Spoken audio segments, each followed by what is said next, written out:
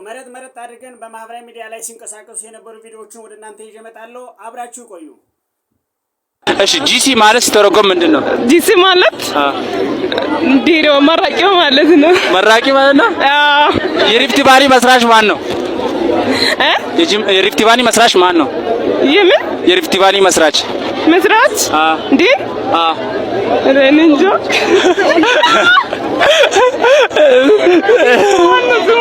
አንዳቂው እንዴ ሲሙና ላግን ታውቂያለሽ አንቺ? እሺ አመሰግናለሁ። ኮንግራቺ ብዙዎቻችን እንደምንመረቅ እንጂ የእያንዳንዱን ትርጉም የማወቅም ግዴታም የለብንም። ግን ያው ጂሲ ይባላል ብዙ ጊዜ ያው እኛ የወሰድነው ያንን ነው። ምንድነው ትርጉሙ ምንድነው የሚለውን ብዙ ተመራቂዎች አያውቁትም። ያው ብዙ ጊዜ አይታችሁ ከሆነ ኮንቴክስቹዋሊ ሲተረጉሙት ወይም ደግሞ ካገኙት አጋጣሚ በሚጠቀሙት አብሪቬሽን ሁሉ ሲያስገቡት ወይ ሲጠቀሙት እናያለን። ያ ማለት ደግሞ ያን ያህል ትኩረት አለመስጠት ነው። ያ ማለት ተመራቂ ነው ኦሬዲ ጂሲ ነው። በዚያ መንገድ የመሄድ አዝማሚያ ነው። ይመሻችሁ። ለማንኛውም ቤተሰብ አሁን ደግሞ ከማጋ ነኝ ከፈንድሻ ጋር ወይም ፌኑ። እሺ ከፈንድሻ ወይም ፌኑ።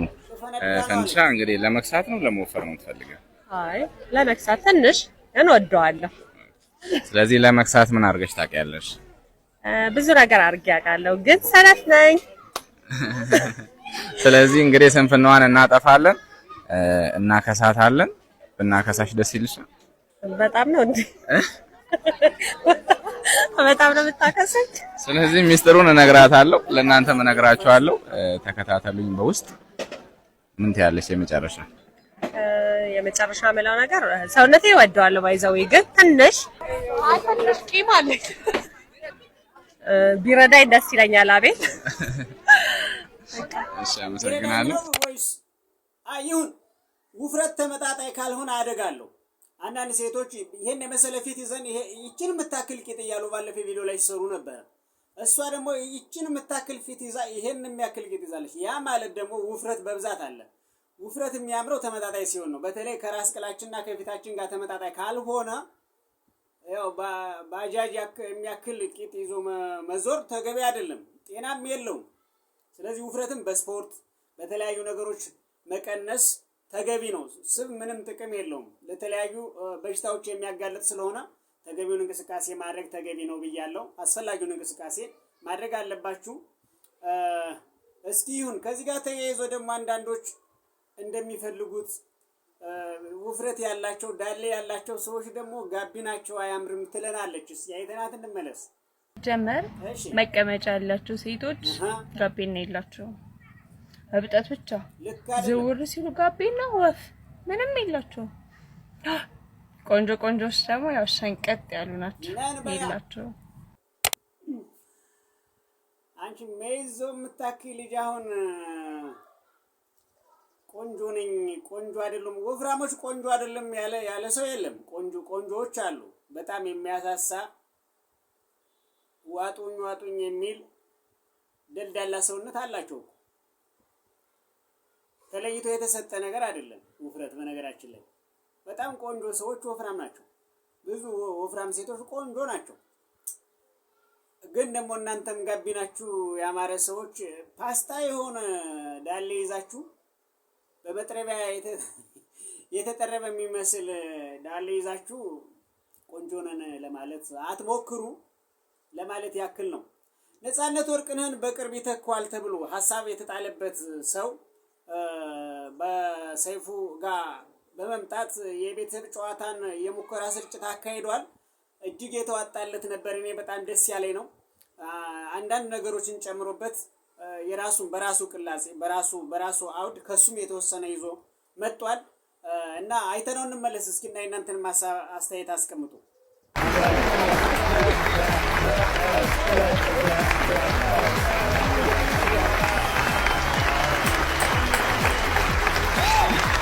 ይህ የቤተሰብ ጨዋታ ነው። ሁላችሁም ዝነኛና ሀብታም ታዋቂ ትሆናላችሁ፣ ትሸለማላችሁ፣ ትመጣላችሁ እዚህ ኢቢኤስ የቤተሰብ ጨዋታ ላይ። እኔ አንዱዓለም እስተመጭ እባላለሁ። ይሄን ይመስላል እንግዲህ መግቢያው። ያው ሙሉን እዚያው ኢቢኤስ ላይ ገብታችሁ ማየት ትችላላችሁ። ያላያችሁ ታይታችሁታል ብዬ አስባለሁ። እሱን የሚመስል ሰው በዓለማችን ላይ 7 ሰዎች ይመሳሰላሉ ከሚለው አንዱ እንግዲህ ሁለታቸው ተመሳስለዋል። እሱን የሚመስል ሰው በሱ አቀራረብ በሱ ይዘት መጥቷል እና እኔ በኔ በኩል እሱን መርጫለሁ። እንግዲህ ከዚህ በፊት የነበሩትንም እና ያሲኖ መርጬ ነበረ። ግን ደግሞ ያው እሱ ፊት ያደርጋል ብዬ አስባለሁ። ፊት አድርጓል ብዬ አስባለሁ በሁሉም ነገር ያው እንትኑን እንዳያጠፋ። በርግጥ ያው የራስ ችሎታ ነው የሚያስመርጥ እንጂ እሱን በመሰለ አይደለም። ግን እሱን ተክቶ ይሰራል ብዬ አስባለሁ። እኔ በኔ በኩል ተመችቶኛል አገላለጹ።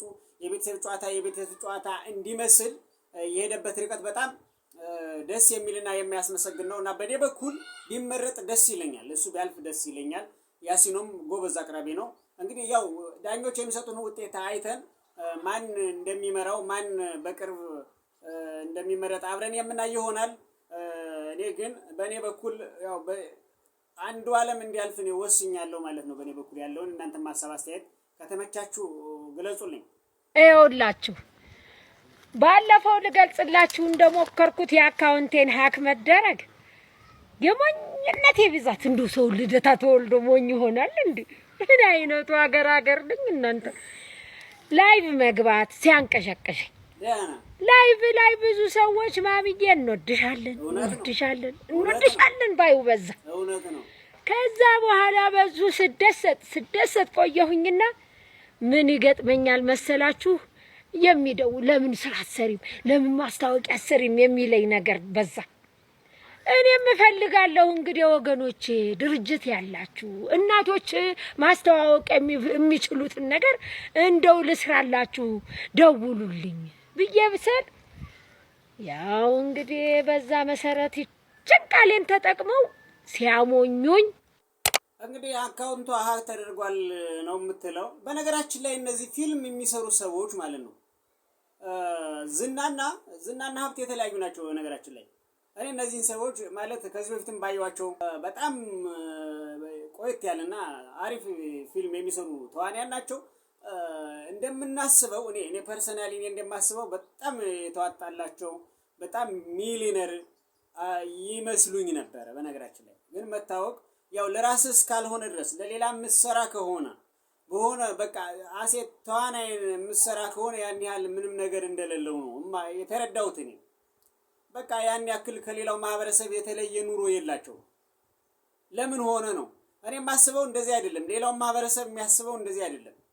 እኔ በባለፈ ለምሳሌ ቲክቶክ እየሰራው በነበረበት ሰዓት ታክሲ ሰልፍ ላይ ተሰልፌ እንደ በርግጥ ከበረራው ጋር ያይዘው ነው ከሀብት ጋር አይደለም። በርግጥ ከበረራው ጋር ያይዘው ነው።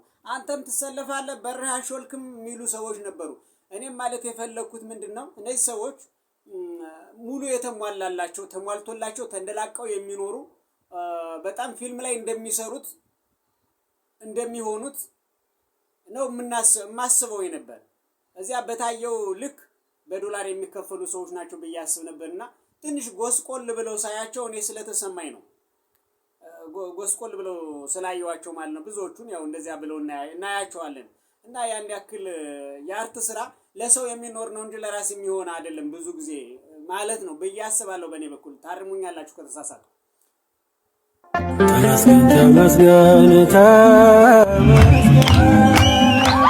በምስጋና ስላሰባሰብከን እግዚአብሔር ተመስገን።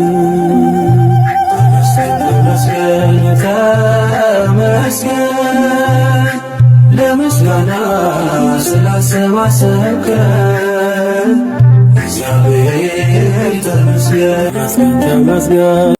ሀብታም ሆነህ ስትመረቅ ይሄው ነው በቃ ምኑም አይገድህም። የምትማረውም በቅንጦት ነው፣ የምትሄደውም ለቅንጦት ነው። ስትመረቅም ይሄው ቦታ ተዘጋጅቶ መኪናን ተረከብ ትባላለህ። ድሃ ስትሆን ግን ማለት ነው ነገ ስራ ይዛለው አልይዝም ለዚያም 2 አመት 3 አመት ፈግተህ ነው ካገኘህም ካጣህም። ቀጥታ እንደወጣህ ግን መኪና ቁልፍ ይበረከትልሃል። መኪና ቁልፍ ማለት ነው። ሀብታም ግን ደስ አይልም። ሀብታም መሆን ግን ደስ አይልም። አቤት የሀብታም ወዙ፣ አቤት የስሙ ክብደት። ድሃ ስትሆን ግን በቃ ጭንቀት ላይ ነው። እንደተመረቀታ ዶክመንትህን ይዘህ 2 አመት ጫማህንም ዶክመንቱን የጠረስክበት ኢንቨሎፕም አልቆ አንተም ከዛ በኋላ የተማርከውን ወጭ ሳትሸፍን እንደገና በሰዎች ላይ ተወርዳለህ። ብዙ ጊዜ ድሃ ሆነን ስንማር እንደዛ ነው። የሀብታም ልጅ ግን መሆን ይሄው ነው። ዳው ነው ሲያስተምሩ ደግሞ ባለፈው አይታችሁ ይሆናል። በቃ እንጨት ተሸክመው የሚያስተምሩ ምርጥ እናቶች አሉና እነዚህ እናቶች ደግሞ ልጆቻቸው ያንን ተሸክመው በቃ ሲያሳዩን ነበር። ሀብታም ስትሆን ግን ያው መኪና ነው ይዞልኝ የሚመጣ መኪና ወደ አንተ በቃ ብቁ ነህ ተብሎ ስለታሰበ ማለት ነው። የትኛውም ተማሪ ኮሌጅም ይሁን ዲግሪም ተመረቅ ማስተር ተመሳሳይ ነው፣ ዘሴም ነው። የዛሬው ዝግጅታችን ይሄን ይመስል ነበር። ቤተሰብ ላይክ እያደረጋችሁ ሰብስክራይብ እያደረጋችሁ ቻናሉን እንድታሳድጉ ስል በአክብሮት ተጋብዛለሁ። መልካም ጊዜ